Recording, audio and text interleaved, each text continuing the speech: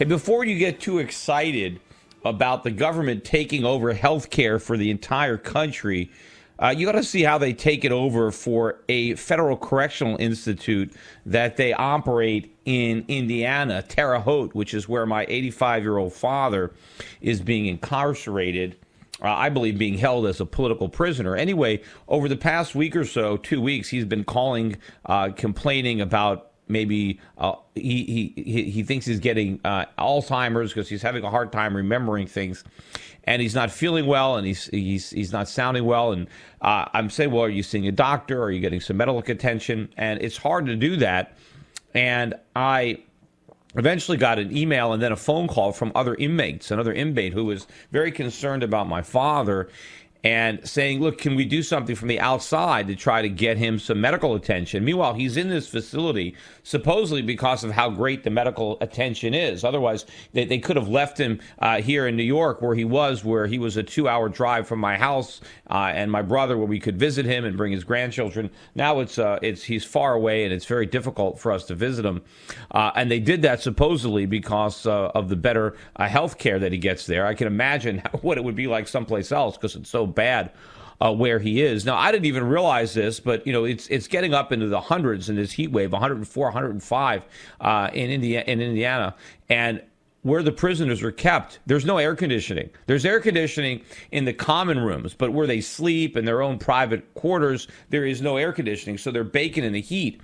And I think it's not Alzheimer's, maybe the dementia is coming on because of the heat. Meanwhile, my dad is basically blind because he couldn't see out of one eye, and he had this surgery finally for glaucoma, but it's been, I don't know, a month or two, and they haven't gotten him the glasses. He needs certain glasses, a certain prescription to see out of his other eye, but he's been waiting a month or two, and he still doesn't have the glasses. So he's basically blind, and so he can't read on his own. He can't really do anything. Prisoners have to help him. And meanwhile, it's very hot. So I called up the prison and talked to his counselor, and I said, look, can you get him into a hospital? Can you check him out? He's 84 years old.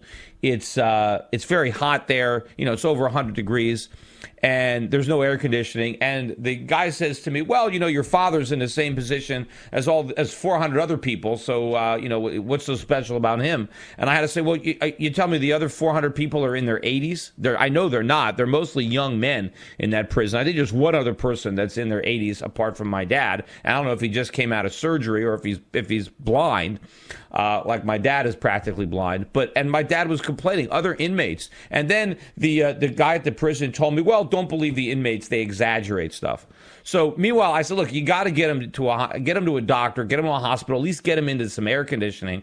And then the guy tells me, well, you got to send a letter to a certain person, and then he'll follow up. And I said, well, it's 105 degrees. It's a Friday. I don't want to wait for the mail. Can't I just talk to the guy? And they said, well, you can't talk to him. You got to write him a letter.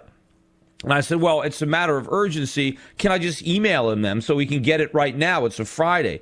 And then the guy says, we don't have email here. You have to send a letter. They don't have email, right? This is 2012. This is a government-run institution, and they don't even have email yet. So I'm saying I've got an emergency. I've got an elderly person who's sick, and it's 105 degrees, and you tell me I got to send you a letter? So he said, well, you can send it overnight mail. I guess, meanwhile, they won't let me email it. And I said, okay, but is someone going to be there on a Saturday to get this overnight mail? There's no way, because they gave me a P.O. box to overnight it to a post office box. No one from that prison is going to go down to that P.O. box. So, I ended up having to I contacted Senator Dan Coates' office, who's a Republican from Indiana, and his office was kind enough to open up an inquiry on my behalf.